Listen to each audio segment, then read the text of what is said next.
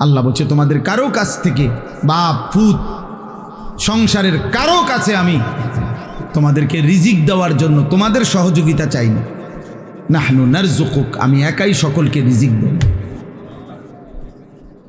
বাপ ফুত দুইজনের ব্যবস্থাই আমি করতে পারবো, টেনশন করো না। বুড়া বয়সে না খাইয়া মরবেন না, বুড়া বয়সে না খাইয়া মরবেন না, রিজিক শেষ করেই আপনি মরবেন। বুড়া বয়সে যে 3 বেলা খানা খায় এমন লোকের তো মৃত্যু হয় না, ঠিক না? না, হেবড়া মরবো কেন? ওনার তো খানার সমস্যা নেই। বলেন, এমন লোকের মৃত্যু হয়? খাইস নোয়াখালীর শ্রোতা আসছে, এই শ্রোতার বাড়ি হলো নোয়াখালী। কোথাকার শ্রোতা কোথায় আসছে চিন্তা করছেন? ও আমাদের মহব্বতের ভাই, ওই যে আব্দুর রহিম। আমার অনেক গুরুত্বপূর্ণ সফর, আমি আগামীকালকে বরগুনা বরিশাল যাবো 3-4 দিনের জন্য। কিন্তু শুধু এই আব্দুর রহিম এই মাহফিলের জন্য আজকে যাওয়ার, গতকাল যাওয়ার কথা, এই মাহফিলটার জন্য আমি পিছাইছি আমার এই সফর। ও আমার শায়েখ আল্লামা মুফতি মুশতাকুন নবী কাসেমি হজরতকে ভীষণ মহব্বত করে, হজরতও তাকে মহব্বত করে। এই উদ্দেশ্যেই আমাদের আশা। আল্লাহ তাআলা আপনাদেরকেও কবুল করেন। তো ভাইয়া বললাম এটা জরুরি বুঝা। আল্লাহ তাআলা বলছেন, বান্দা আমি রিজিকের ফিকির করব, তুমি নামাজের ফিকির করো। তোমারে আমি দায়িত্ব দিলাম যে তুমি তোমার পরিবারের সদস্যদেরকে নামাজের আদেশ করো। আর আমরা এর উল্টাটা বলি, জি ফুতেরে যার যা দরকার হুজুর সব করে দিছি, অন যদি নামাজ রোজা না করে, আল্লাহ খোদা না মানে, আমি কি করব? এবারটা কয় এটা আল্লাহ এটা নিয়ে বলতে বলছে আপনাকে। তাহলে আল্লাহ বলল কি, আমনে কোন কি? আপনি কি বলেন? লম্বা ঘন্টার পর ঘন্টা বেফিকির, এটা ঠিক না। অফিস সামা রিজকুকুম ওয়া মা তুআদুন, আল্লাহ বলছে তোমাদের প্রত্যেকের রিজিক আসমানে, আরশে মালিকের হাতে। হ্যাঁ, তো এই জন্য এটা জরুরি বাবা। ছেলেরা তোমরাও মনে রাখো বাপ, আমি আমার যে আয়াতগুলো পড়ছি আমি এগুলা তর্জমা বলতে চাই শুরুতে, এই জন্য এগুলা বলে নিলাম। এই যে কয়জন ছেলে তোমরা বসছো বাবা, তোমাদের কাছে আমার একটা বিশেষ কথা হলো, বারবার আসা কঠিন বাবা, আর যদি কোনোদিন না আসি তো একবারই বললাম, মনে রাখো বাপ, যদি তোমার বাবা মা তোমার কোনো যত্ন নাও নেয় ঈমান ইসলামের আখেরাতের বিষয়, তারপরেও নিজে নষ্ট করো না। তোমারেও আল্লাহ তাআলা বুঝ দিছেন, আকল দিছেন। শেষ পর্যন্ত হাসরের মাঠে তোমার বাবাও তোমার পাশে থাকবে না, তুমিও তোমার বাবার পাশে থাকবে না। তোমার মা তোমার পাশে থাকবে না, তুমিও তোমার মায়ের পাশে থাকবে না। তোমার স্ত্রী তোমার পাশে থাকবে না, তুমিও তোমার স্ত্রীর পাশে থাকবে না। ইয়াউমা ইয়াফিরুল মারউ মিন আখিহি ওয়া উম্মিহি ওয়া আবিহি ওয়া সাহিবাতিহি ওয়া বানি। আল্লাহ বলছে সেদিন হাসরের দিন প্রত্যেক মানুষের ভাই তার থেকে পলায়ন করবে, মা বাবা স্ত্রী সন্তান তার থেকে পলায়ন করবে। লিকুল্লি ইমরিইম মিনহুম ইয়াউমাইদিন শা'নুন ইউগনি, প্রত্যেকেই নিজেকে নিয়ে ব্যস্ত হবে। ইয়া রব্বি নাফসি নাফসি, আল্লাহ বলছেন তোমাদের সকলকেই একজন একজন করে আমি আল্লাহর সামনে আসতে হবে। দলবল নিয়ে আইবেন হবে না, পীর মুরিদ নেতা কর্মী, হ্যাঁ জি না, পীর সাহেবও আলাদা, মুরিদ সাহেবও আলাদা আলাদা, প্রত্যেকেই আলাদা আলাদা। ওয়া কুল্লুহুম আতিহি ইয়াউমাল কিয়ামাতি ফারদান, কোরআন শরীফের আয়াত। সকলকেই আল্লাহর কাছে কিয়ামতের দিন আসতে হবে একজন একজন। কয়জন?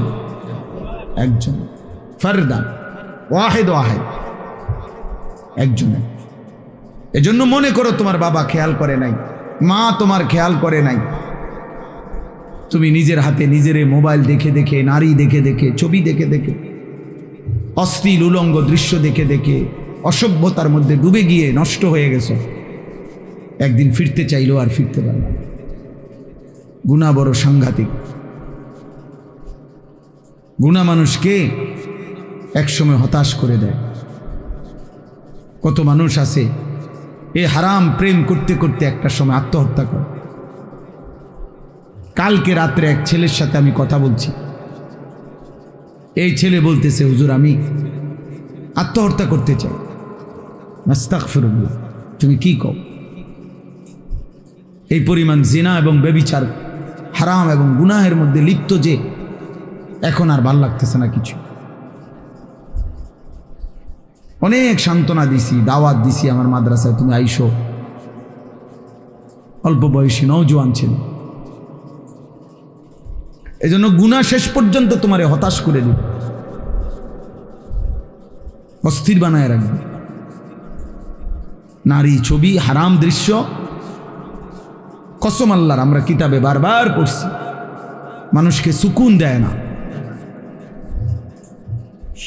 তৃপ্তি দেয় না, বরং তৃষ্ণা বাড়ায়, নেশা বাড়ায়,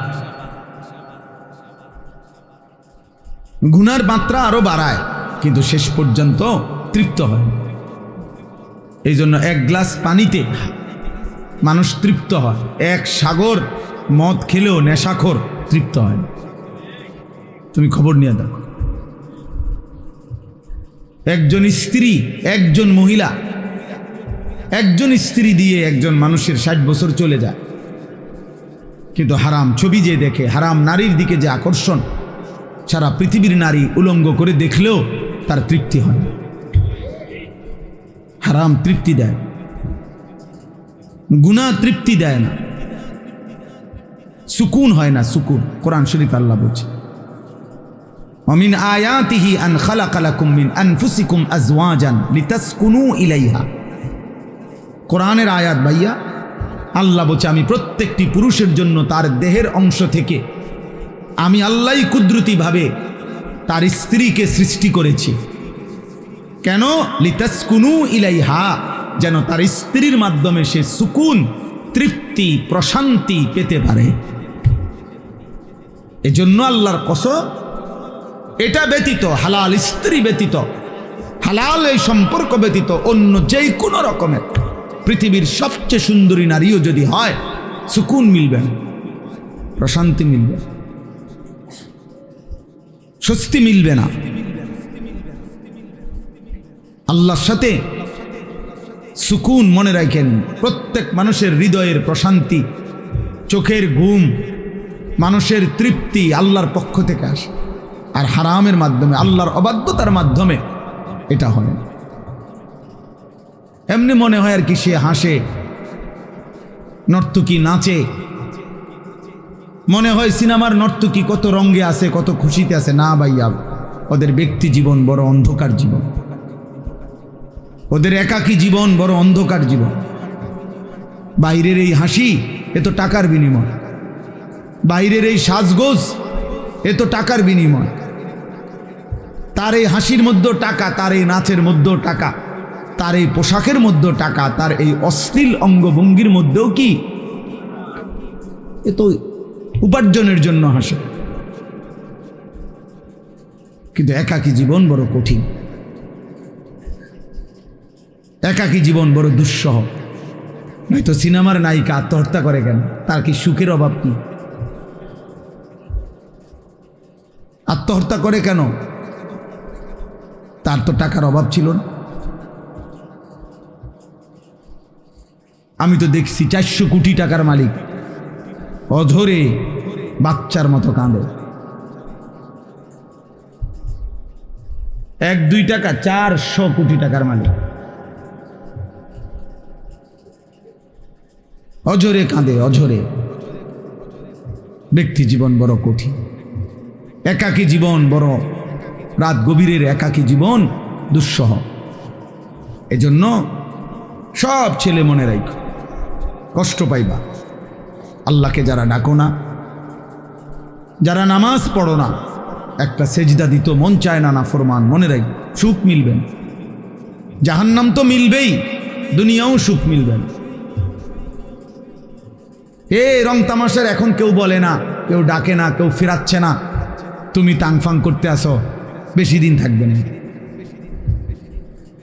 বেশি দিন থাকবে, খুব দ্রুত রাত চলে যায়। এখন আমরা দৌড়াই আইও মনে হয় যেন মাগরিব ধরতে পারছি না,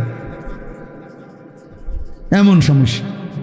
হায়াতের কত সময় এই রাস্তায় রাস্তায় জ্যামে, গাড়ি ঘোড়ার জ্যামে, রাস্তা ভাঙ্গা, সব মিলাইয়া জিন্দিগির কত মহামূল্যবান সময় রাস্তায় রাস্তায় কি হয়ে যায়, শেষ হয়েছে, শেষ হয়েছে। এজন্য খুব দ্রুত হায়াত শেষ হয়ে যায়। আর এখন আখিরি জামানা, নবীজি বলছেন ইয়াতাকারাবুজ জামান, কিয়ামতের পূর্বে সময় কাছাকাছি হয়ে যাবে, বছর মনে হবে এক মাসের মতো, এক মাস মনে হবে এক সপ্তাহের মতো, এক সপ্তাহ মনে হবে একদিনের মতো, একদিন মনে হবে ঘন্টার মতো। এই জন্য তুমি এমন সুন্দর হায়াত, কিশোর বয়স, যৌবন বয়স নষ্ট করো না।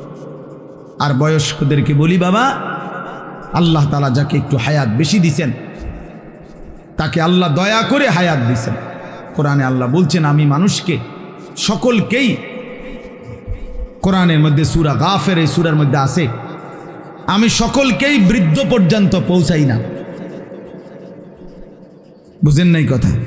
এই পৃথিবীতে যেই জন্ম নেয় সেই বৃদ্ধ পর্যন্ত পৌঁছা, এরপরে মরে না। এই কথাটা আল্লাহ বলছে। তুমি তোমার দাদারে বুড়া দেখছো, ঠিক আছে, তাই বলে তুমি বৃদ্ধ হবা এটা ভেবো না। তুমি তোমার চাচারে বৃদ্ধ দেখছো, ঠিক আছে, কিন্তু তাই বলে তুমিও বৃদ্ধ হবা এটা ভেবো না। আল্লাহ তাআলা বলছে, আমি সবাইকে বৃদ্ধ পর্যন্ত পৌঁছাই না।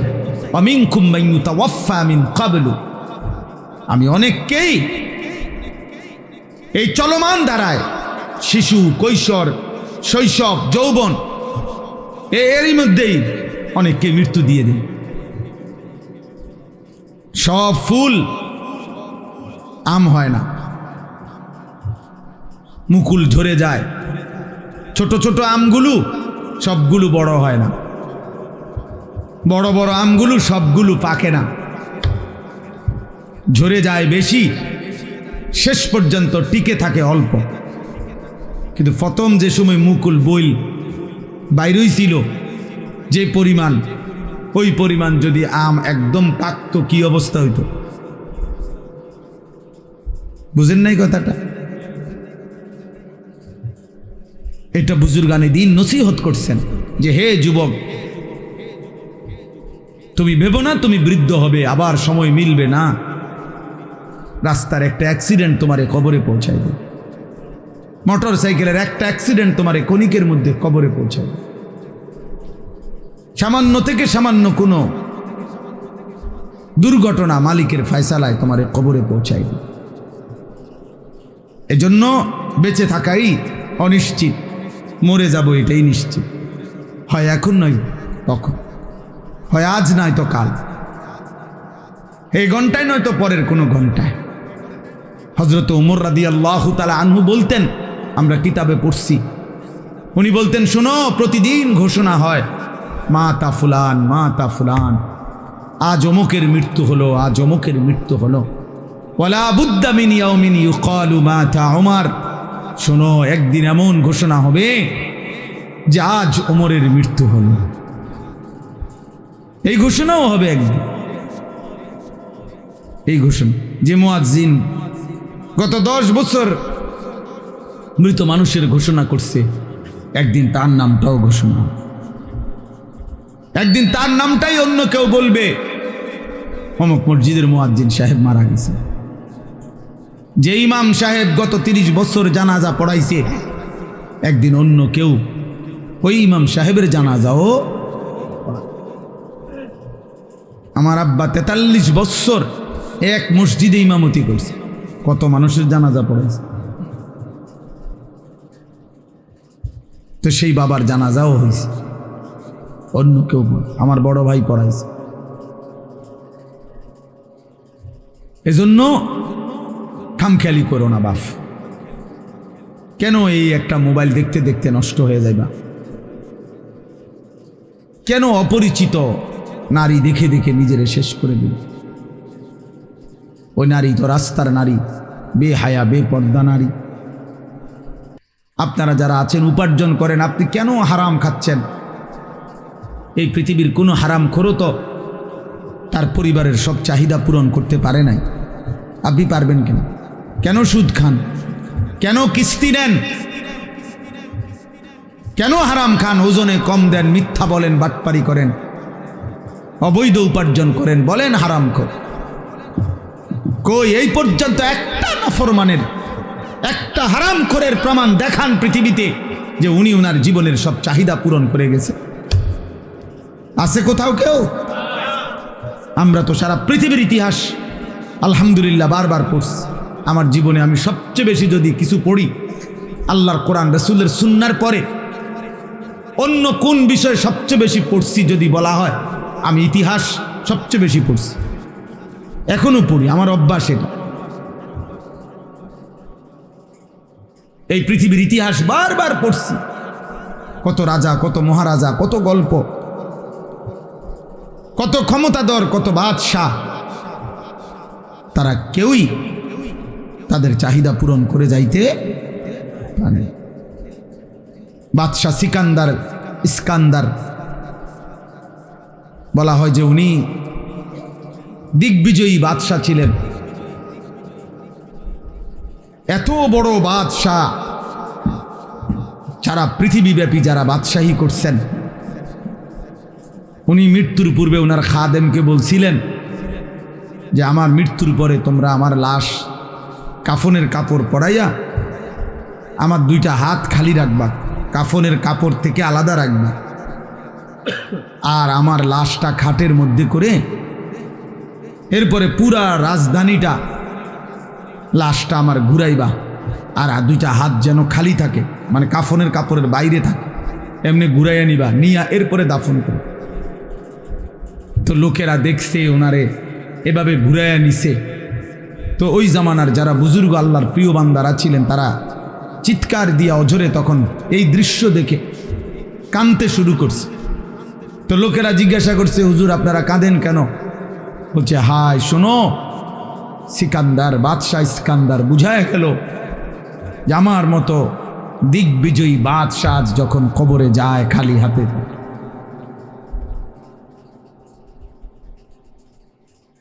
খালি হাতে যাচ্ছে কবরে, এই জন্যই উনি তোমাকে দেখানোর জন্য এই ঘটনাটা করছে।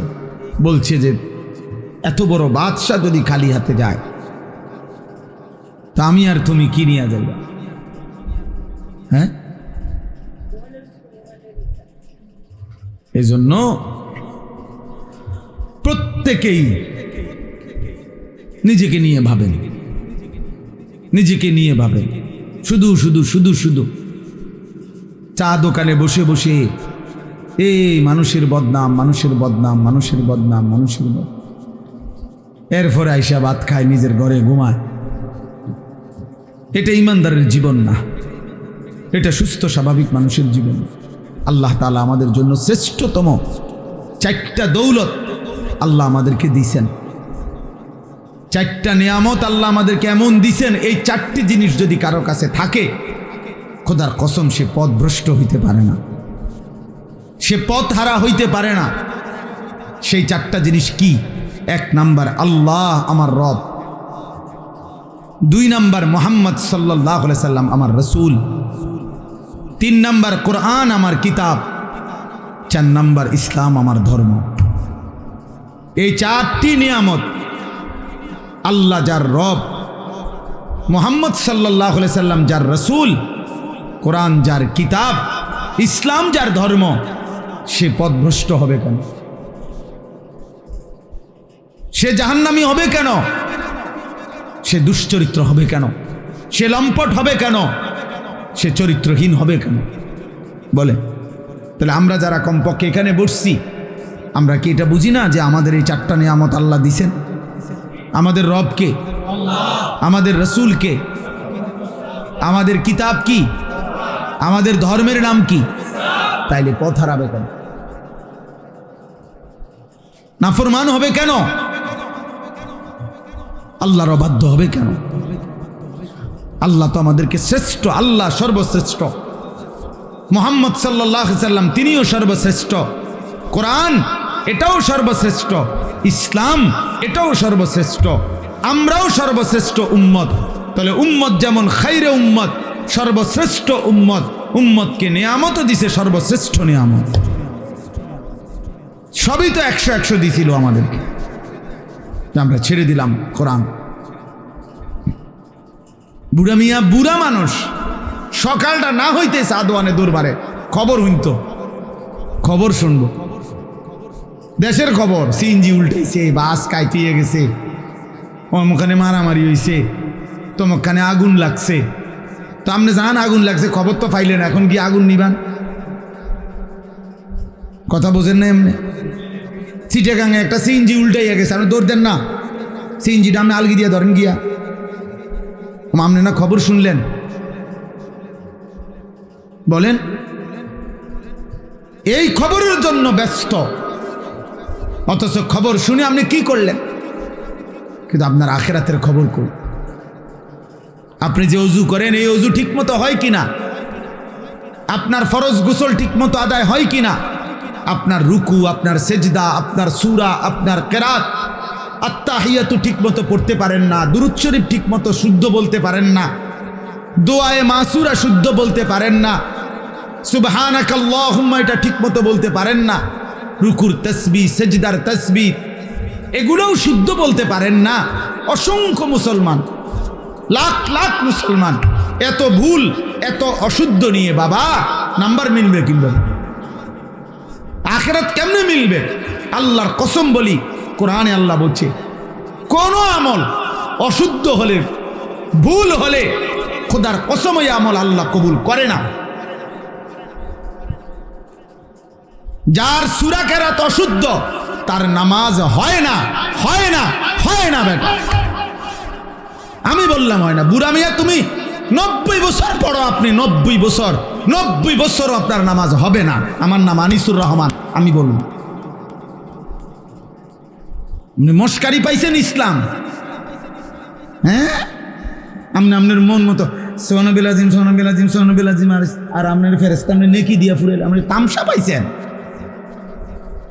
ইসলাম তামসা আপনার? হ্যাঁ, আপনার কাছে ঠেকে গেছে ইসলাম। জান্নাতের লোক অভাব পড়ে গেছে যে আপনার যেমন আটফাও ধরে হইলেও জান্নাতে নিতেইব। তাহলে আপনি এগুলো কি পড়েন? এগুলো কি পড়েন? আতাইতুলিল্লাহ সাল্লাতু তাইয়্যিবাতু আসসালামু আলাইকা নবী ওয়া রাহমাতুল্লাহি ওয়া আসসালামু আলাইহি ওয়া আলিহি ওয়া সাল্লাম শাহাদু আল্লা ইলাহা ইল্লাল্লাহ ওয়া রাসূলুল্লাহ মুহাম্মাদুর রাসূলুল্লাহ মুহাম্মাদুর রাসূলুল্লাহ ওয়া আলা আলিহি ওয়া বারাকাতুহু মুহাম্মাদুর রাসূলুল্লাহ ওয়া বারাকাতুহু ওয়া আলা আলিহি ওয়া সাহবিহি আল্লাহুম্মা ইন্নাকা আনতাল রায়ব রুজুন বাইনা তাফাকুলু ফুরাত মিন ইনদিকা মিন ইন্নাকা আনতাল গফুরুর রাহিম। আসসালামু আলাইকুম ওয়া রাহমাতুল্লাহ। আসসালামু আলাইকুম ওয়া রাহমাতুল্লাহ। সুবহানাল্লাহ সুবহানাল্লাহ সুবহানাল্লাহ সুবহানাল্লাহ সুবহানাল্লাহ আলহামদুলিল্লাহ আলহামদুলিল্লাহ আলহামদুলিল্লাহ আল্লাহু আকবার আল্লাহু আকবার আল্লাহু আকবার আল্লাহু আকবার। শেষ। ফাইজলামি করেন? হ্যাঁ, কার সাথে ফাইজলামি করেন? এটা নামাজ? এটা আত্তাহিয়াতু? কার সাথে মস্কারি করলেন? হ্যাঁ, বেহেশত আমাদের মামুর বাড়ি, হাসরের মাঠ, ফুটবল খেলার মাঠ। তাহলে ১৬ লক্ষ আম্বিয়া, আদম থেকে মুহাম্মদ সাল্লাল্লাহু আলাইহি ওয়াসাল্লাম পর্যন্ত, সমস্ত নবীরা পর্যন্ত যেই মাঠের ভয়ে দুনিয়ার হায়াতে আল্লাহর কাছে কাঁদছেন, চোখের পানি ফেলছেন, ওই মাঠের নাম হাসরের মাঠ। আপনি এটা মস্কারি মনে করছেন? নবী সুপারিশ করবে, 100 বার সত্য। আল্লাহ নবী সাল্লাল্লাহু আলাইহি সাল্লাম সুপারিশ করবেন, কিন্তু প্রশ্ন হলো, আপনারা একজন বলেন এখানে, আপনার বিবেক কি বলে যে নবী বলছে উম্মত তুমি মৃত্যু পর্যন্ত বিড়ি খাইতে খাইতে আইবা, আর হাসরের ময়দানে আমি সুপারিশ করে তোমারে বেহেশত দিমু? এই তো না সুপারিশ মানে, এই তো। নবী বলছে উম্মত তুমি মৃত্যু পর্যন্ত সুদ খাইবা, কিস্তি লইবা, তোমার কিস্তি তোমার মরার পরে তোমার ফুতাইতে সুদ করব, তোমার সুদের টাকা তারা সুদ করব, তুমি শুধু কবরে আসবা, আমি নবী সুপারিশ করে বেহেশত দিয়ে দেব। এই তো নবী বলছে নাকি? সুপারিশের মানে এই? আপনি দিকন সুপারিশ করবে নবী, তো মানে কি আপনি বলেন? এটার কোনো নিয়ম কানুন নাই, এটার কোনো কাগজপত্র নাই, কোনো সিস্টেম নাই না? আপনারে বলছে মৃত্যু পর্যন্ত আপনি বাটফারি করতে থাকেন, আপনি চুরি করেন, আপনি ওজনে কম দেন, আপনার মৃত্যু পর্যন্ত আপনার ঘরে টেলিভিশন চলুক, মৌত পর্যন্ত আপনার বউ বেপর্দা, আপনার ফুতের বউ বেপর্দা, আপনার ছেলেও ফজর পড়ে না, মেয়েও ফজরের নামাজ পড়ে না, ঘরের একটা নাফরমানও ফজরের নামাজ পড়ে না। আরে নাফরমান, এই অবস্থায় কবরে গিয়া মুক্তি মিলবে কিভাবে? সুপারিশ কি মামুর বাড়ি? হ্যাঁ, হাউজে কাউসারের ফানি দেখি সাফ কলের ফানি কেন সিপ দিলে ফানি এলাও, এটার কোনো নিয়ম নাই। হাউজে কাউসার আপনার মামার বাড়ি, আপনি গেলেই আপনারা পানি দিয়ে দিবে। হ্যাঁ, কেউ আমল নামা দেখবে না? বলে ইকরা কিতাবাক, রব্বুল আলামিন বলবে বান্দা নিজের আমল নামা তুমি পড়ো, আগে পড়ো। কাফা বিনাফসিকাল ইয়াউমা আলাইকা হাসিবা, আল্লাহ বলে তোমার হিসাবের জন্য তুমি যথেষ্ট, হিসাব করো, তুমি ফয়সালা করো বান্দা নেকি কেমন গুনাহ কেমন, মিথ্যা বলেছো কয়টা, সত্য বলেছো কয়টা, যোগ বিয়োগ করো। তোমার বেহেশত না দোজখ তুমি তো বুঝবা, হিসাব লাগাও। লা ইউগাদিরু সগীরাতান ওয়ালা কাবীরাতান ইল্লা আহসাহা, হাসরের ময়দানে নাফরমান বলবে রব্বুল আলামিন আমার আমল নামার মধ্যে আমার জীবনের ছোট কিংবা বড় এক বিন্দুও তো বাদ যায় নাই, সব তো লেখা আছে। আল্লাহ বলবেন আমি তো আগেই বলছিলাম লেখা হচ্ছে, আমাদেরকে আল্লাহ শুনায় নাই? কথা বলেন না কেন? আমাদের জিন্দেগির জাররা জাররা বিন্দু বিন্দু লেখা হচ্ছে, এটা বলছে কিনা? তাইলে ওমা ইয়াযুবু আর রাব্বিকা মিন মিসকালি যাররাহ, আল্লাহ বলেন তোমাদের জীবনের এক জাররা বিন্দু আল্লাহর থেকে আড়াল না। আল্লাহ দেখে না কখন? আল্লাহ দেখে না কখন? আল্লাহ ঘুমায় কখন? আল্লাহ বিশ্রাম করে কখন? অবসর নেয় কখন? ভুলে যায় কখন? হারিয়ে ফেলে কখন? আয়াহসাবু আল্লান ইয়াকদিরা আলাইহি আহাদ, আল্লাহ বলে বান্দা তুমি কি ভেবেছো তোমার উপরে কারো কোনো ক্ষমতা নাই? কি ভেবেছেন? আয়াহসাবু আল্লাম ইয়ারাহু আহাদ, আল্লাহ বলে তুমি কি ভেবেছো বান্দা তোমাকে কেউ দেখে না? কি দেখে না? আলাম ইয়ালাম বিআন্নাল্লাহা ইয়ারা, আল্লাহ বলে সে কি জানে না যে তাকে আল্লাহ সারাক্ষণ দেখে? কতক্ষণ? কতক্ষণ? আল্লাযী ইয়ারাকা হিনা তাকুম, আল্লাহ বলে নবী আপনি যখন নামাজে দাঁড়ান পুরা নামাজে বন্ধু আমি আপনার চেহারার দিকে আপনার দিকে তাকিয়েই থাকি। বান্দা যখন নামাজ পড়ে সেজদা দেয় রব তার দিকে তাকিয়েই থাকে, তাকিয়েই থাকে। এজন্য বাপ বুঝতে শিখেন, ভাবতে শিখেন, ভাবতে শিখেন, খামখেয়ালি করেন, খামখেয়ালি করেন। দুনিয়া হয় আমনের লগে আমি পারলাম না, নাহলে আমার লগে আমনে পারছেন না,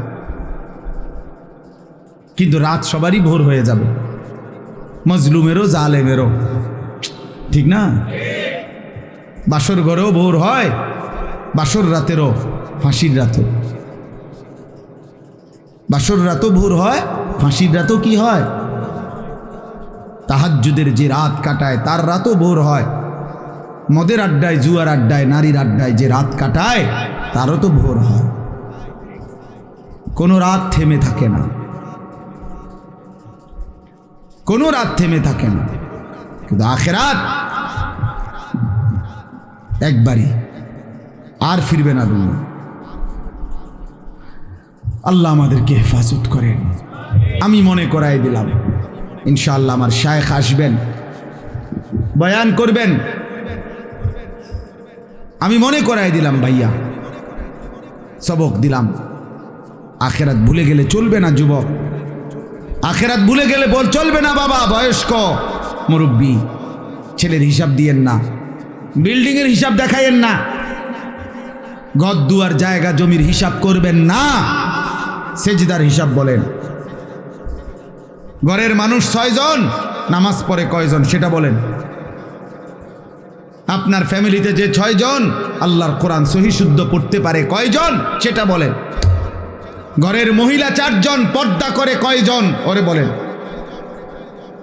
বেপর্দা বেহায়া নারী, আল্লাহর কসম নবীর হাদিস শুনেন, নবীজি সাল্লাল্লাহু আলাইহি সাল্লাম বলেন যে নারী শুধু তার সেন্ট বা আতর সুঘ্রাণওয়ালা, অর্থাৎ যেটা হাঁটতে গেলে অন্য পুরুষের নাকে লাগে এমন ঘ্রাণওয়ালা সেন্ট দিয়া হাঁটছে, কসম আল্লাহর নবী বলছে ওই শুধু এই সুগন্ধ সেন্ট যে পুরুষের নাকে লাগলো, এই নারী জানিয়া, ব্যভিচারী নারী, ব্যভিচারী নারী, ব্যভিচারী নারী। নবী বলছে এই নারীও ব্যভিচারী, শুধু এই পুরুষের নাকে তোমার সুঘ্রাণ লাগাইলা কেন?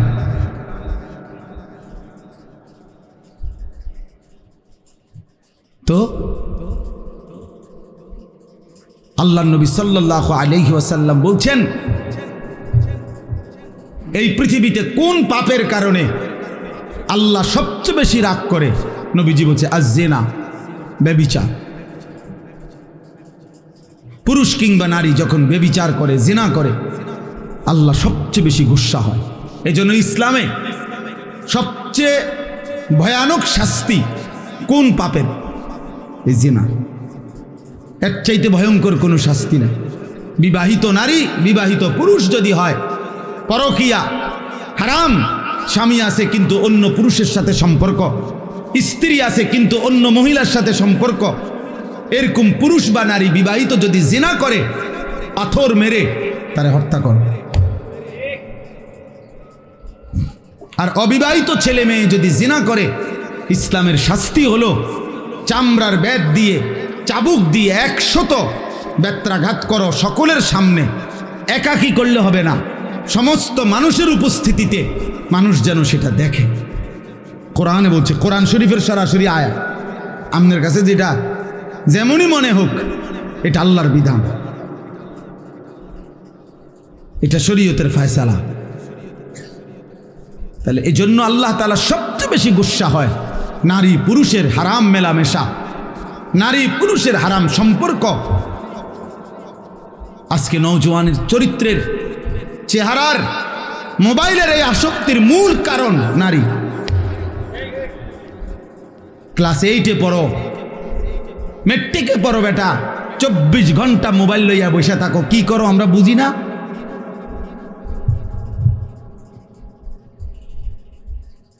আমরা বুঝি না? চুলের এই পেখম, চুলের এই ফ্যাশন কার জন্য করছো? আমরা বুঝি না? জামার আর এই প্যান্টের এই ফ্যাশন কাকে দেখাচ্ছ?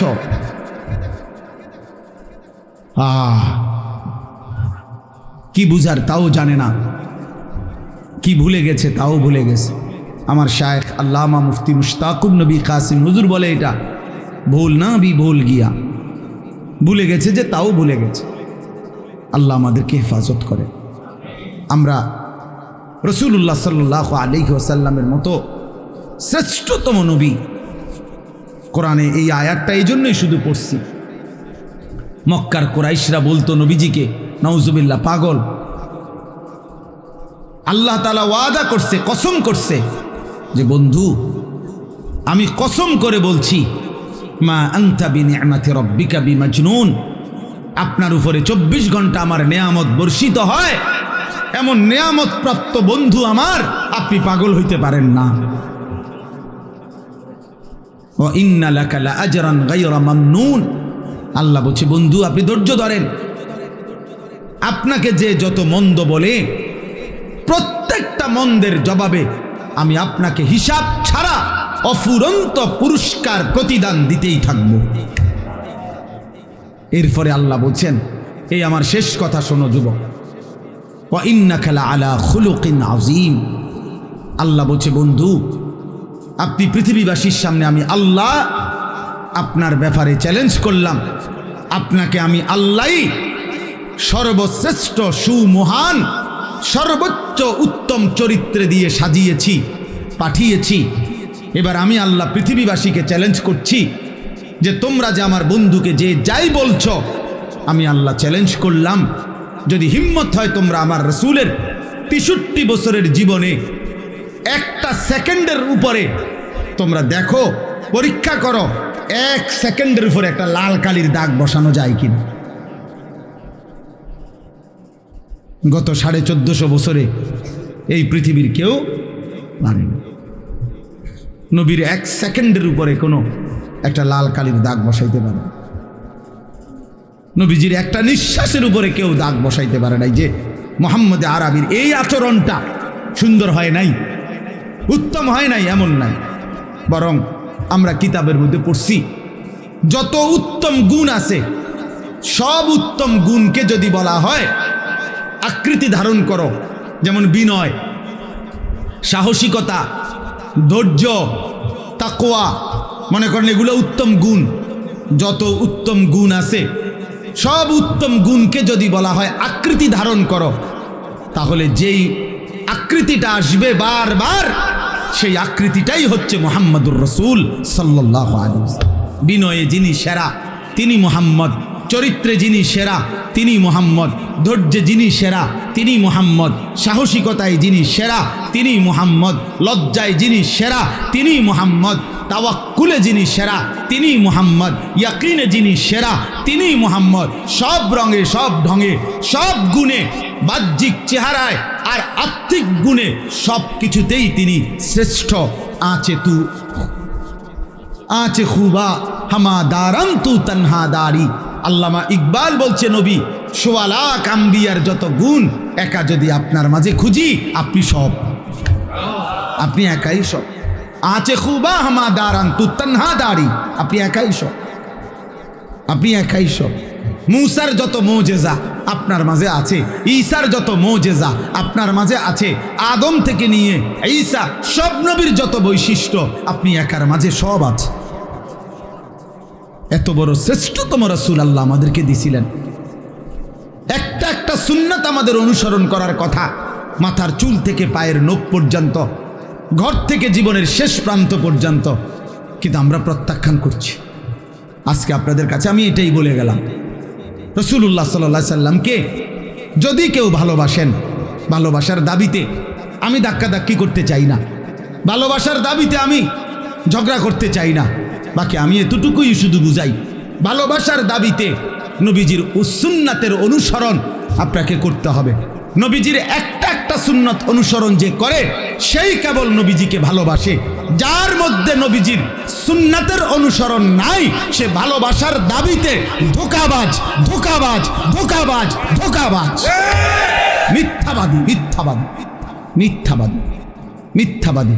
বছরের পর বছর আপনার মেসওয়াক করতে মনে থাকে না, আপনি নবীকে ভালোবাসেন। বছরের পর বছর আপনি বিড়ি সিগারেট খান, আপনি নবীকে ভালোবাসেন। মিথ্যা, মিথ্যা, ধোঁকা বেটা, ধোঁকা, ধোঁকা বেটা, ধোঁকা। হালাল হারামের কোনো পার্থক্য নাই। তুমি কিসের নবীকে ভালোবাসো? চরিত্রের কোনো, আখলাকের কোনো খবর নাই। তুমি কিভাবে নবীকে ভালোবাসো?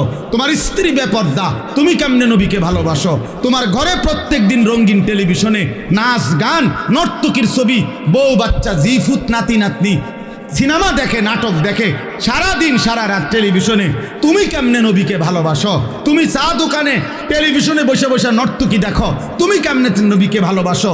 কথা বললেই গালি ছাড়া কথা বলতে পারো না, তুমি কেমনে নবীকে ভালোবাসো? এরা সব মিথ্যা দাবিদার, মিথ্যা দাবিদার। শতভাগ সুন্নাত যার মধ্যে আছে, আখলাক যার মধ্যে আছে, ঈমান ইসলামের পাবন্দি যার মধ্যে আছে, সেই রসুলের আশেক, সেই রসুলের প্রেমিক, সেই নবীকে ভালোবাসে। যদি বলেন আমার মধ্যে কম আছে, আমার যেটা কম আমারও দায়িত্ব সেটা ঠিক করা, আপনার যেটা কম আপনারও দায়িত্ব এটা ঠিক করা। কথা বুঝেন নাই? আপনি এই কথা বলিয়ে হালাই দিল তো না যে আরে কত হুজুরও তো দেখছি উল্টা পাল্টা, উল্টা পাল্টা আপনি ঠিক করেন। কথা বোঝেন নাই আমার? আপনি ঠিক করেন। আপনি হুজুরের লগে আল্লাহর সামনে দাঁড়াইতেন না, আপনাকে আপনার একা দাঁড়াইতে হবে। অতএব এটা বললে আপনি পার পাইতেন না। দুনিয়া আপনি গাছ জোর দেখাইলে হবে না, আখেরাত আখেরাত আসল বিষয় কি বলেন না? আখেরাত। ऐसे रहे या वैसे रहे वहाँ देखना फिर कैसे रहे। এভাবে থাকেন আর ওইভাবে থাকেন, আসল বিষয় হলো ওখানে কেমন থাকবে। অতএব এই দুই কথা শেষ, আমার কথা শেষ। এক নাম্বার আমি বলছি, কিশোর যুবক ভাই, নিজের আখলাক নিজের আখেরাতের কথা ভাইব, নষ্ট হইও না। বয়স্ক বাবাদেরকে বলছি, আপনারা নিজের এবং পরিবারের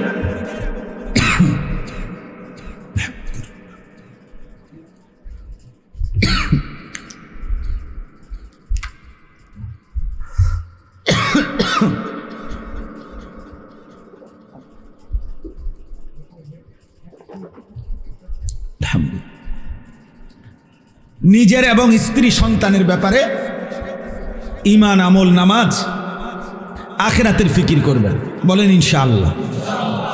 আর আমরা সবাই মিলে সবার জন্য কথা হলো নবীজির সুন্নাতের মাধ্যমে ভালোবাসার প্রমাণ দিতে হবে। কিসের মাধ্যমে বলেন? আবার বলেন। একটা একটা সুন্নত শিখে নেন। আমনের তরিকায় থাকেন, আপনার কাছে আমি তরিকা বেচতে পাইছি না, কথা বুঝছেন না? আমি আমার একটা দরবার লই আইছি না যে আসেন কেটা কেটা ঢুকবেন বাস উঠে লই যাবো না। আপনি আপনার জায়গায় থাকেন, আপনি আপনার জায়গাতে থাকেন, আপনি আপনার হুজুরের কাছেই থাকেন, আপনি আপনার ফিসাবের কাছেই থাকেন, কোনো অসুবিধা নেই। কিন্তু দেখার বিষয় হলো একটা একটা সুন্নাত নিজের জীবনে আনেন, নিজের জীবনে আনেন।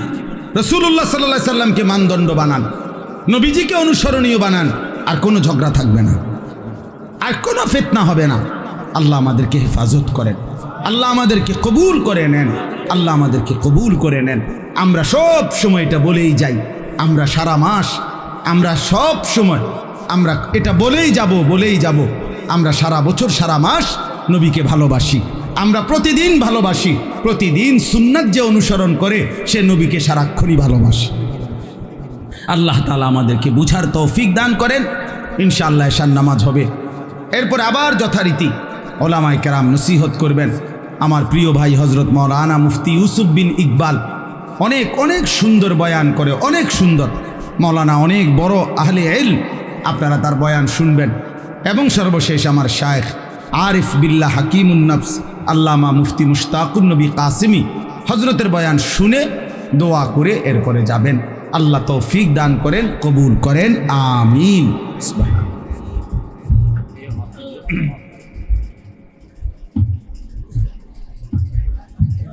خلق عظيم فستبصر ويبصرون بأيكم المفتون صدق الله مولانا العظيم وقال نبينا صلى الله عليه وسلم بعثت لأتمم مكارم الأخلاق اللهم صل على محمد وعلى آل محمد كما صليت على إبراهيم وعلى آل إبراهيم إنك حميد مجيد اللهم بارك على محمد وعلى آل محمد كما باركت على إبراهيم وعلى آل إبراهيم إنك حميد مجيد سبحانك لا علم لنا إلا ما علمتنا إنك أنت العليم الحكيم الحمد لله আল্লাহ পাক রব্বুল ইজ্জাত জুল জালাল ওয়াল ইকরামের ফজল কারাম, রব্বুল আলামিনের ইহসান, মেহেরবানি, দয়া, আল্লাহ তাআলা আমাদেরকে আজ 7 সেপ্টেম্বর 2025 রোজ রবিবার বিবাড়িয়া জেলা নবীনগর উপজেলাধীন নশরাবাড়ি মরহুম ধনমিয়া সাহেবের বাড়িতে আজকের এই 4র্থ বার্ষিক ইসলামী সম্মেলনে আল্লাহ তাআলাই আমাদেরকে আসবার বসবার, আল্লাহর জন্যই জমা হওয়ার তৌফিক দান করেছেন। আলহামদুলিল্লাহ। সবাই মিলে হাতে ধরা যতগুলো মোবাইল আছে এগুলো বন্ধ করে ফেলতে হবে।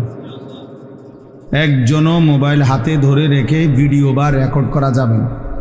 পাঞ্জাবিওয়ালাও না, পাঞ্জাবি ছাড়াও না, টুপিওয়ালাও না, টুপি ছাড়াও না, কারোর জন্যই অনুমতি নেই।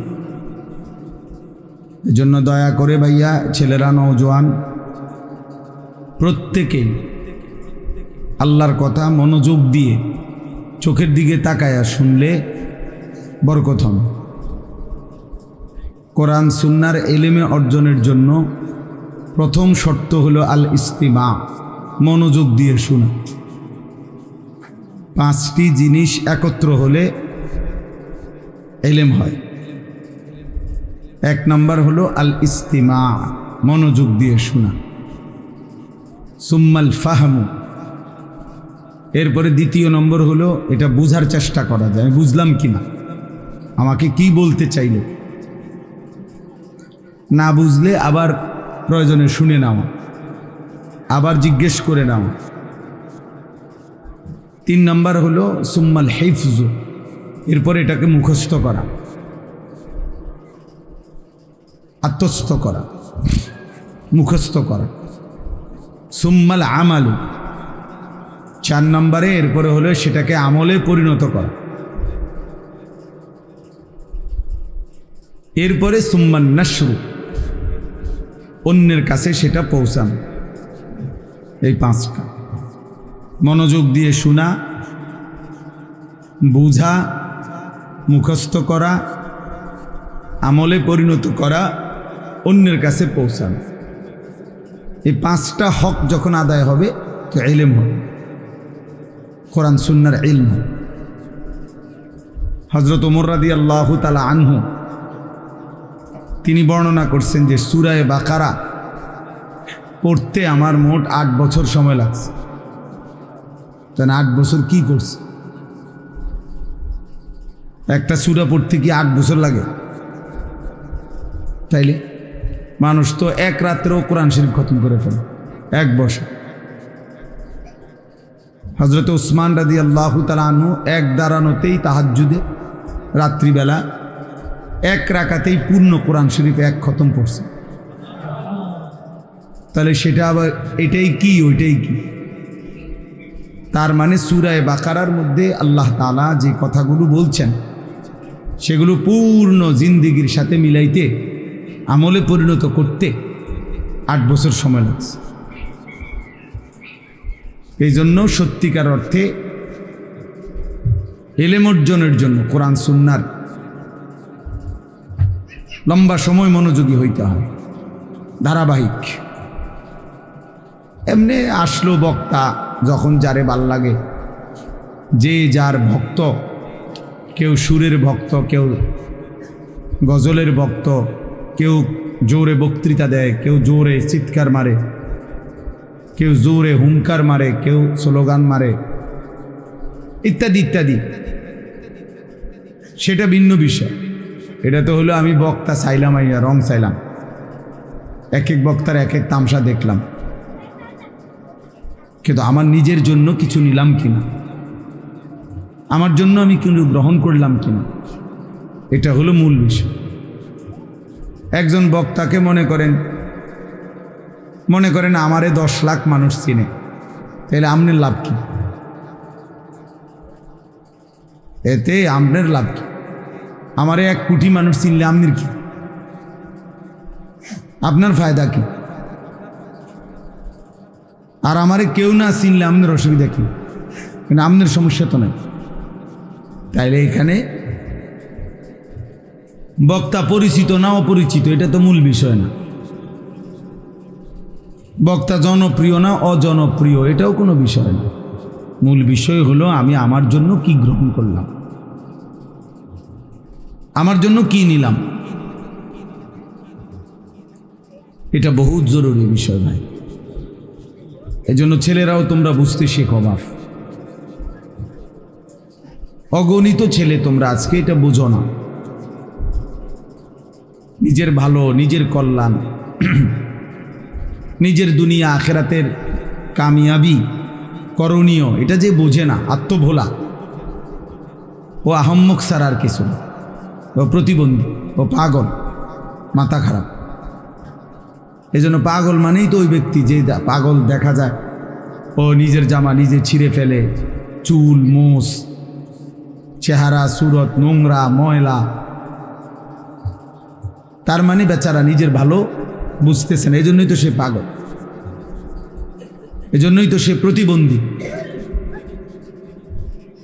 এজন্য কমপক্ষে যদি আমি এতটুকু না বুঝি, আমি কেন আসলাম, কোত্থেকে আসলাম, কে আমারে পাঠাইলো, কেন পাঠাইলো, আমি আবার ফিরে যাব কোথায়, যিনি আমাকে পাঠাইলেন তিনি কেন পাঠাইলেন, আমি যা করছি তিনি তা করতে বলছেন কিনা, আর তিনি যা করতে বলছেন আমি তা করছি কিনা, এতটুকু যোগ বিয়োগ যদি কেউ না মিলায়, জীবনের সাথে কেউ যদি হিসাব না করে, ও তো পাগল, ও তো মাতাল, ও তো ব্রেনের সমস্যা, ও তো প্রতিবন্ধী। এই জন্য আত্ম উপলব্ধি মানে নিজেকে নিজে উপলব্ধি করা, চেনা অনেক বড় নিয়ম। এই জন্য আউলিয়া বুজুর্গরা বলে, এটা হাদিস না, বুজুর্গদের কথা, যে নিজেকে চিনল সে আল্লাহকে চিনল। এই কথার মানে এটাই, অর্থাৎ সে যখন নিজের করণীয় বর্জনীয় বুঝতে পারছে, আমার এটা করতে হবে, এটা ছাড়তে হবে, আমার জন্য এটার অনুমতি আছে, এটার অনুমতি নাই, আমার জন্য এটা হালাল, এটা হারাম, এটা আমার কর্তব্য, এটা আমার করা উচিত, এটা আমার ছাড়া উচিত।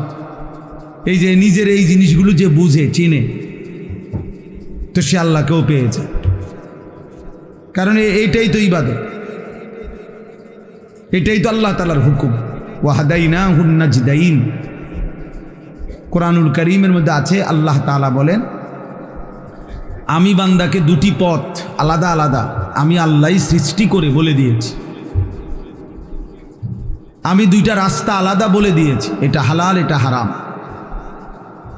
এটা করণীয়, এটা বর্জনীয়, এটা করো, এটা ছাড়ো। আল্লাহ বলেন আমি এটা বলে দিয়েছি। মনে করেন ছাগল আর কুকুর সাইজে দেখতে একই রকম, গঠনে শরীরের সাইজে ছাগল আর কুকুর এক সাইজের, একই গোশত রক্তওয়ালা, একই মালিকের সৃষ্টি, কিন্তু আল্লাহ তাআলাই একটাকে হালাল বলছেন আর একটাকে কি বলছেন, হারাম বলছেন। নয়তো এটা কারো মানুষের সিদ্ধান্ত, এটা ছাগল হালাল কেন আর কুকুর হারাম কেন, তো উত্তর কি, আল্লাহ করছেন, আল্লাহ এটা হালাল করছেন, এটা হারাম করছেন। ব্যবসা এবং সুদ বাহ্যিক দৃষ্টিতে একই রকম, ব্যবসাও লাভের আশায় করা হয়, সুদও লাভের আশায় দেয়। সুদ মানুষে দেয় যে, খায় যে, দেয় যে, সুদ লাগায় যে টাকা, এটা কি লাভের আশায় না লসের আশা? তো ব্যবসা করে কি আশা? তো তো একই তো। মক্কার কুরাইশরা এটাই বলছে, কাফেররা কোরআন শরীফ আছে, ওরা এটাই বলছে নবীজিকে, ইন্নামাল বাইউ মিসলুর রিবা, নিশ্চয়ই বেচা কিনা তো সুদের মতোই। কিন্তু নবী সাল্লাল্লাহু আলাইহি সাল্লাম আল্লাহর পক্ষ থেকে উত্তর দিছে যে না, একই না। আহাল্লাল্লাহুল বাইআ ওয়া হাররামার রিবা, আল্লাহ ব্যবসাকে হালাল করেছেন, সুদকে হারাম করেছেন।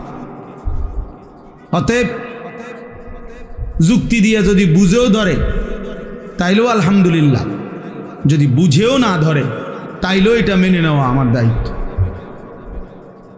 আল্লাহ তাআলার সব কথা আমি না বুঝলেও আমার জন্য মানা জরুরি, পালন করা জরুরি।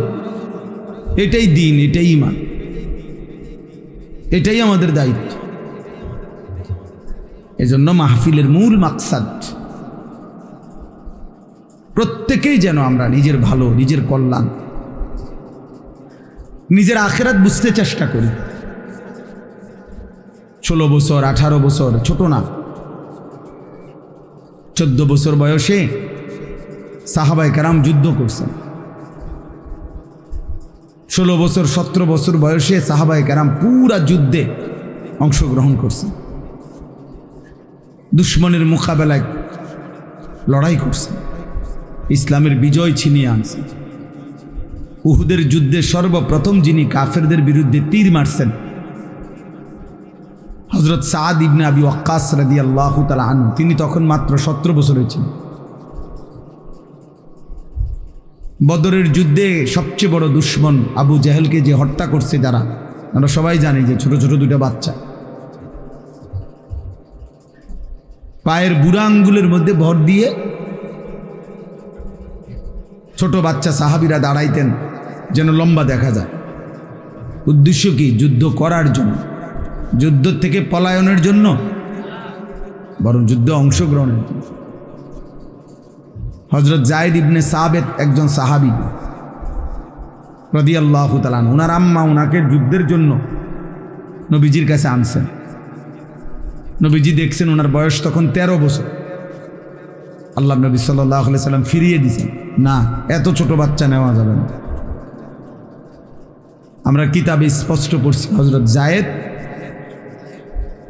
তখন ওনার আম্মার কাছে বলছে কাঁদতে কাঁদতে যে মা, আমি ঘরে ফিরে যাব না, যদি যুদ্ধে না নেয় নবী আমাকে। নবীজিকে বলেন আপনি আমাকে দ্বীনের নবীজির সাথে ওনার যেই কোনো কাজে আমারে লাগাইতে, আমি কোনো না কোনো কাজ আমারে দিতে বল, আমি ওইটা অন্যটা হলে অন্যটাই করুন, কিন্তু আমি ঘরে যাব না, ফিরে যাব না।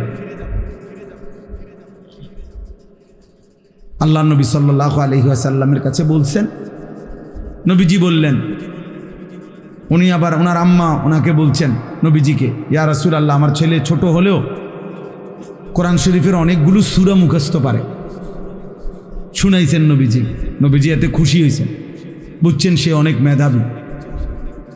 তখন আল্লাহ নবী সাল্লাল্লাহু আলাইহি সাল্লাম বললেন, মক্কার এই সীমানার পরে আরবের অন্যান্য অঞ্চলে কিছুটা ভিন্ন ভিন্ন ভাষা আছে, মূল আরবি ছাড়াও তুমি এই ভাষাগুলো শিখে আসো, এরপরে তোমারই দিয়ে আমি এই দোভাষীর কাজ করাবো এবং আরও অন্যান্য কাজ করাবো। উনি ঠিকই দূর দূরান্ত অঞ্চলে গিয়ে লম্বা সময় থেকে আরবি ছাড়াও আরও একাধিক ভাষা শিখছেন, নবীজির কাছে আসছেন। পরবর্তী জীবন নবীজির ইন্তেকাল পর্যন্ত আল্লাহ নবী সাল্লাল্লাহু আলাইহি সাল্লাম ওনাকে দিয়ে 2টা কাজ করাইতেন। এক, কোরআন শরীফ নাজিল হলে সর্বপ্রথম যিনি কোরআন শরীফ নবীজির লিখতেন উনি এই সাহাবী, এই ছোট মিয়া। আর ওই অন্যান্য দূর দূরান্তের অঞ্চল থেকে যদি কোনো মানুষ আসতো তো তাদের কথা ট্রান্সলেট করা, তাদের কি বলছে এই কথাটা বুঝাইয়া বলা, আবার নবীজিরটা হেকো কাছে বুঝাইয়া বলা, এই দোভাষীর দায়িত্বটা এই সাহাবীকে দিয়ে আল্লাহ নবী করায়। তাইলে দেখেন ছোট ছোট্ট সাহাবী কিন্তু হিম্মত করছে, ইসলামের কত বড় খেদমত আল্লাহ তাআলা ওনার কাছ থেকে নিয়েছে। এজন্য আজকে নওজোয়ান ছেলেরা, তোমরা বাবা মাও গাফেল, সন্তানরাও গাফেল। বাপ মাও মনে করে 16 বছর 18 বছর এখনো ছোট, আর সন্তান নিজেও মনে করে এত অল্প বয়সে আমার করার কিছু নাই, যদি কিছু নামাজ রোজা করতেও হয় এটি বুড়া হইলে, অসল হইলে।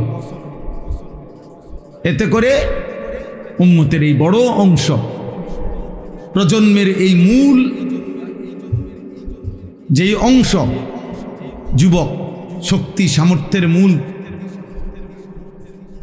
অবস্থা যেটা, এই নওজোয়ান যেই কোনো, আমরা সবাই এটা বুঝি, কোরআন শরীফে আছে, আল্লাহ তাআলা বলছেন মানুষকে যে তোমার তিনটা অবস্থা, প্রথম তুমি দুর্বল, এরপরে তুমি সবল, এরপরে পুনরায় দুর্বল। ছোট্টবেলায় তুমি ছিলে দুর্বল, যৌবনকালেই তুমি কেবল সবল, আবার তুমি যখন বৃদ্ধ হবা, যদি হায়াত পাও, তাইলে আবারও দুর্বল। তাহলে মাঝখানে শক্তি, সামর্থ্য, সবল, সুস্থ, কৌয়াত কোরআনে আল্লাহ বলছে সেটা যৌবনকাল। তাহলে দেশ গড়া, পৃথিবী গড়া, ইসলামের খেদমত করা, আল্লাহর দ্বীনের জন্য জান বাজি রাখা, কালেমার পতাকা পৃথিবীর প্রান্তে পৌঁছানো, শেষ প্রান্তে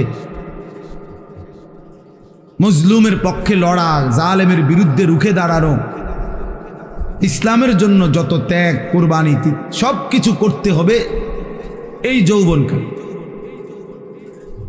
এই সময়টাই মূলত করার মৌসুম ছিল পৃথিবী গড়বার। আমরা কিতাবে বারবার পড়ছি, আল্লাযীনা নাসারুর রাসূল সাল্লাল্লাহু আলাইহি ওয়াসাল্লাম ওয়া হুম শাবাব। এটা রাগ করবেন না, এটাই ইতিহাস, কিতাবে স্পষ্ট আছে। আমার কাছে এই গাড়িতে আমার এই কিতাব আছে, আমি সবসময় যে আরবি কিতাবটা পড়ি, ওখানে আছে যে আল্লাহ নবী সাল্লাল্লাহু আলাইহি সাল্লামের 23 বছরের নবুয়তের জীবনে সবচেয়ে বেশি সাহায্য ওনাকে যারা করেছেন তারা ছিলেন যুবক। ওয়াল্লাযীনা আদু, আর যারা আল্লাহ রসুলের সবচেয়ে বেশি বিরোধিতা করছেন 23 বছরে গড়ে, তারা ছিল বৃদ্ধ। বয়স্ক লোকগুলো বিরোধিতা করছে বেশি, যুবকগুলো সহযোগিতা করছে বেশি নবীজি। বলে কোনো বুড়াই সহযোগিতা করে না, হ্যাঁ করছে, মানে গড় হিসাব বললাম আর কি, বুঝেন নাই কথাটা।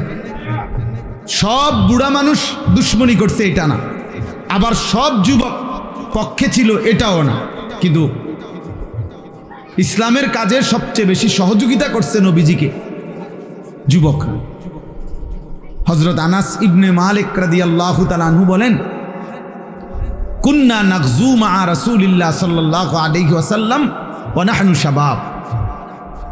আমরা নবীজির সাথে প্রত্যেকটি যুদ্ধে অংশগ্রহণ করতাম আর আমরা ছিলাম যুবক, তিনি বলেন।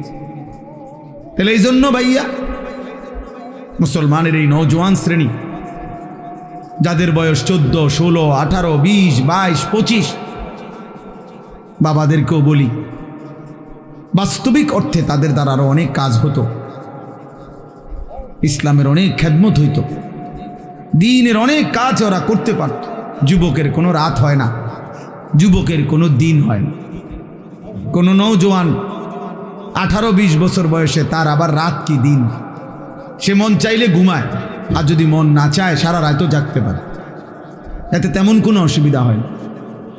24 ঘন্টা লাগাতার মেহনতও যদি করে, যুবক তো যুবকে, সে আবার দুর্বল হবে কেন? সে যুবক। এই জায়েদ, এই যে কিশোর সাহাবী হযরত ওমর আবু বকর রাদিয়াল্লাহু তাআলা আনহু বলছিলেন যে জায়েদ, তুমি পুরা কোরআন সংকলন করবা, পুরাটা কোরআন, সমস্ত সাহাবীদের থেকে টুকরা টুকরা কোরআনের যত লিখিত কপি আছে এগুলা সব একত্র করবা, এরপরে পরীক্ষা নিরীক্ষা করে যাচাই বাছাই করে পুরা কোরআন একসাথ করবা। তুমি পারবা কিনা? তখন হযরত জায়েদ ইবনে সাবিতের বয়স মাত্র 16 বছর। উনি বলছেন, আপনি বললে আমি একটা পাহাড়কে কাইটা আরেক জায়গায় স্তূপ দিতে পারব। পারতাম না মানে? নওজোয়ানের আবার রাত কি দিন কি? এই জন্য যুবকের কোনো রাত নাই, দিন নাই। সে চাইলে সারাক্ষণও মেহনত করতে পারে, সে চাইলে সারাদিনও ঘুম যাইতে পারে। ইচ্ছা করছে শুয়ে রয়েছে, ওঠে না। এই জন্য ভাই প্রত্যেকের কাছে অনুরোধ, বয়স্ক বাবারা আছেন, শুধু পান, বিড়ি, সিগারেট, চা আর চা দোকানের গপ গুজারি, আর এই সংসারের বাচ্চা কাচ্চা, কাউরে বিদেশ পাঠাইছেন, কাউরে বিয়ে শাদী দিছেন, ছোটখাটো একখান ঘর করছেন, কদ্দুর জমি কিনছেন, এতটুকুর পরে আপনারা অনেক বয়স্ক লোক আছেন বসা বসা এখন এই পান বিড়ি সিগারেট চা গপ গুজারি এতেই শেষ করে দিতেছেন হায়াত। মনে করছেন ছেলে পেলে যেহেতু লাইন করে দিছি, টাকা পয়সার ব্যবস্থা হয়ে গেছে, এখন আর আমার কোনো দায়িত্ব নাই। অথচ আল্লাহর কসম, একজন মুসলিম বাবা মায়ের দায়িত্ব কখনোই সন্তানের বাড়ি ঘর না। ইসলাম এটা বলে নাই ঘর দুয়ারের ফিকির করতেই হবে, মূল ফিকির এটা ছিল না। দায়িত্ব মূলত এটা নয়, ওটা এমনিই মিলে যাবে। দুনিয়া যাকে যেটুক আল্লাহ দেওয়ার, এগুলো আল্লাহ তাআলা এমনিতেই দেয়, আসলেই এমনিতেই দেয়। আপনি দেখেন,